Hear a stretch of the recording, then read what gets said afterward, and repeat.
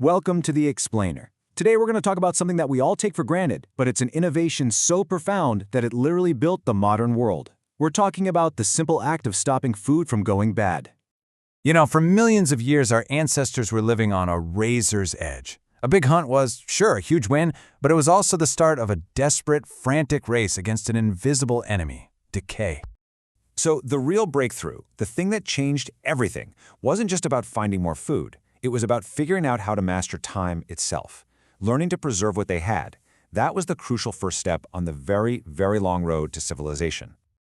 I want you to try and imagine a world with no refrigerators, no freezers, no cans. A world where every single meal you had was a fight against nature. That wasn't a thought experiment. That was the daily, pressing reality for our ancestors. So you have a successful hunt, right? You've got a mountain of fresh meat, enough to feed everyone. But here's the problem. How do you make that last? How do you keep it from spoiling in just a few hours or a couple of days? That was the fundamental question of survival. Now, you might think the first big breakthrough came from some brilliant invention, but that's not how it happened. Not at all. It actually started with observation. Our ancestors were really sharp students of the world around them. Can you imagine stumbling upon a woolly mammoth, perfectly frozen in the ice? A ready-made feast that's been preserved for who knows how long?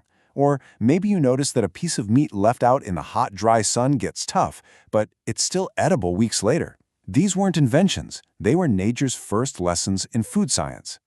And this right here, this is the critical leap. It's the difference between just finding preserved food by accident and intentionally creating it. It's moving from hoping you get lucky to actually taking control of your own survival. Okay, so once they understood the principle, what did they do? Well, they started to harness the power of the elements. They turned nature's accidental lessons into humanity's very first technologies. Drying food sounds so simple, but it was absolutely revolutionary. See, if you remove the water, you're basically starving the tiny microbes that make food rot. And just like that, you've turned a perishable meal into a lightweight, portable superfood that can last for months. And let's be clear, this isn't some recent idea. We're talking about a technology that is so ancient, it existed way before agriculture even started. It's just a stunning testament to the ingenuity of our hunter-gatherer ancestors. Then came the mastery of fire, and with fire came smoking. This was a total game changer. It didn't just dry the food out. The smoke itself actually coated the meat with a kind of chemical shield, protecting it from decay and adding all that amazing flavor.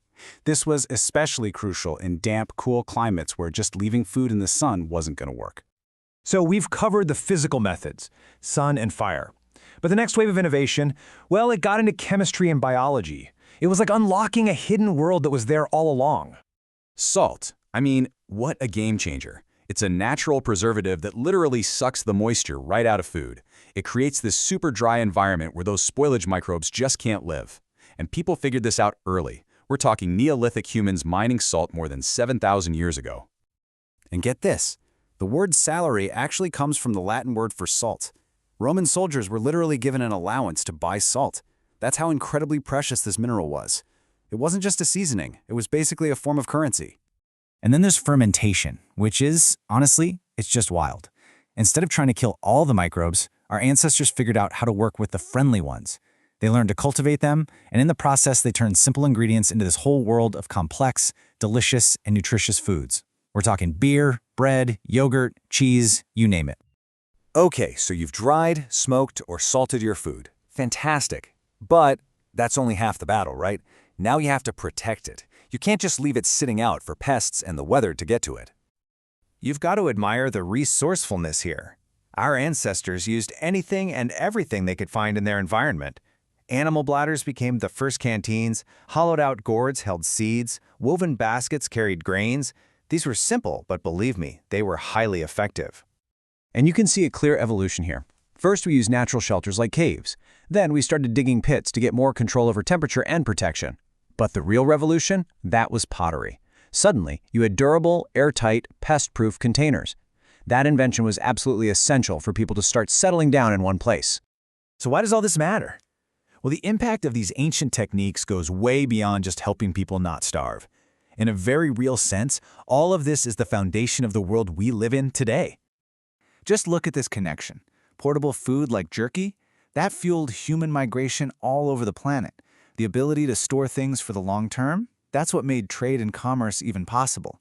And having a stable surplus of food, especially grains, well, that's what allowed for the birth of the very first cities. Think about what that means. When people no longer had to spend every single second of their day looking for their next meal, they suddenly had time. They had freedom. They could specialize, becoming artisans or builders or leaders. This is how culture, technology, and complex societies developed. Food preservation isn't just a cooking technique. It is truly the bedrock of civilization.